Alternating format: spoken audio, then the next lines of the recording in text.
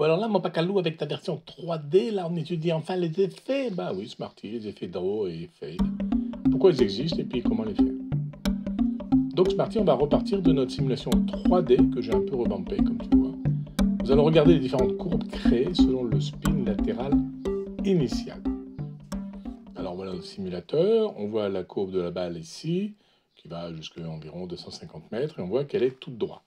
Donc si je veux qu'elle aille sur la droite, bah ici je vais ajouter un angle de départ de la balle.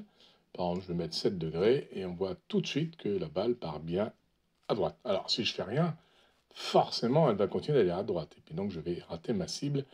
Ici, vous voyez, d'une trentaine de mètres, ça serait une catastrophe. Donc qu'est-ce que je vais faire? Je vais tourner ma tête de club vers la gauche, je vais la fermer, on dit, et le simple fait de la fermer, vous voyez que la balle ici a un effet draw, et elle commence à revenir. Alors elle n'est pas totalement assez fermée, je vais la fermer encore 1 ou 2 degrés de plus.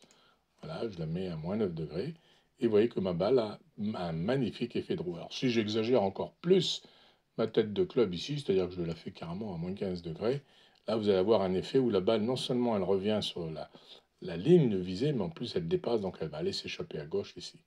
Alors ça marche évidemment dans l'autre sens, c'est-à-dire si je remets ma tête de club à 0 ici, mais que cette fois-ci je veux faire un fade, ben, au lieu de commencer à jouer à gauche, ben, je vais jouer à droite, je vais mettre à moins 7-8 degrés, voilà, c'est à moins 9 degrés, vous voyez le fade, donc si je fais rien, ma balle va aller tout droit en s'échappant vers la gauche, mais si par contre ben, j'ouvre ma face de club, par exemple là je joue à 8 degrés, ben, vous voyez qu'elle commence à prendre cet effet fade où elle revient vers la cible, et là ben, c'est pas assez fort, donc je vais l'ouvrir encore un peu plus, et ben, ma balle revient nettement mieux, elle revient à l'endroit que j'essaie de viser, aux alentours ici que vous voyez.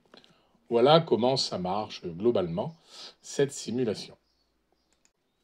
C'est bien beau ça, mon Pacalou, mais alors comment tu le crées, toi, ton spin latéral, là? Parce que tu dis à droite, d'accord, mais comment tu dis tu fermes, et pourquoi en fermant, tu vas aller faire un espèce de truc draw, c'est pas quoi? Ah bah, c'est le mouvement de golf approprié, Smarty, qui va nous permettre de faire ça.